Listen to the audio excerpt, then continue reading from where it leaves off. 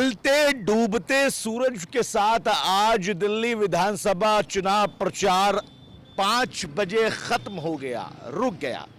आप सूरज की तरफ अगर देखेंगे तो ये सूरज जो है ढलता हुआ आपको नजर आएगा और इस ढलते हुए सूरज के साथ चुनाव प्रचार थम गया। उसके साथ में अगर आप देखेंगे तो हवाई जहाज जो हवाओं में उड़ रहा है, उस हवाई जहाज सूरज के जस्ट बराबर में आपको दिखाई दे रहा होगा। इसकी उड़ान के साथ साथ आज दिल्ली की 70 विधानसभाओं के प्रत्याशियों की प्रचार की उड़ान भी आज थम गई और जैसे जैसे ये सूरज नीचे की तरफ गया, आज चुनाव प्रचार खत्म हो गया। 5 तारीख को मतदान और 8 तारीख को मतगणना अब दिल्ली विधानसभा चुनावों की होनी है और इन तमाम चुनाव प्रचारों के दौरान तमाम पार्टियों ने पूरी ताकत लगा दी। 22 रैलियां आज बीजेपी की तरफ से दिल्ली में की गई, 9 रोड शो आज आम आदमी पार्टी की तरफ से किए गए।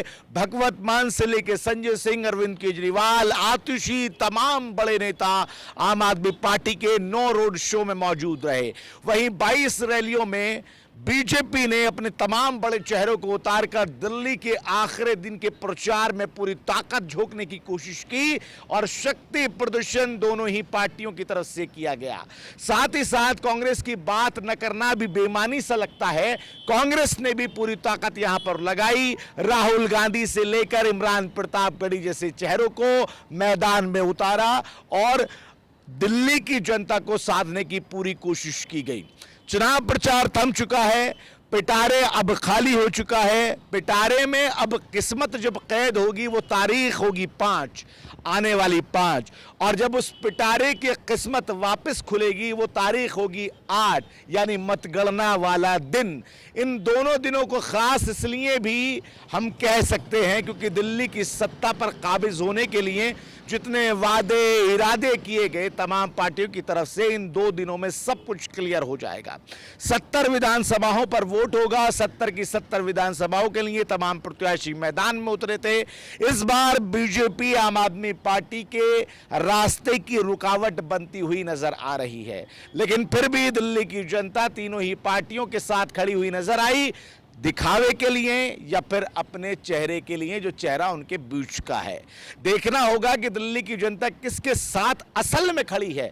असल वर्ड का इस्तेमाल इसलिए कर रहा हूं क्योंकि चुनाव प्रचारों में, रैलियों में, रोड शो में खूब पब्लिक दिखाई दी और अब ये पब्लिक वोट में कितनी कन्वर्ट होती है ये देखने वाली बात होगी। दिल्ली विधानसभा का आंकड़ा अगर मैं बताऊं तो कुछ बड़े चेहरों की किस्मत इस वक्त दांव पर है। अरविंद केजरीवाल के सामने चुनाव लड़ रहे बीजेपी के प्रत्याशी ने साफ तौर पर कहा था अरविंद केजरीवाल की किस्मत का सूर्य जो है वो अब डूबने वाला है।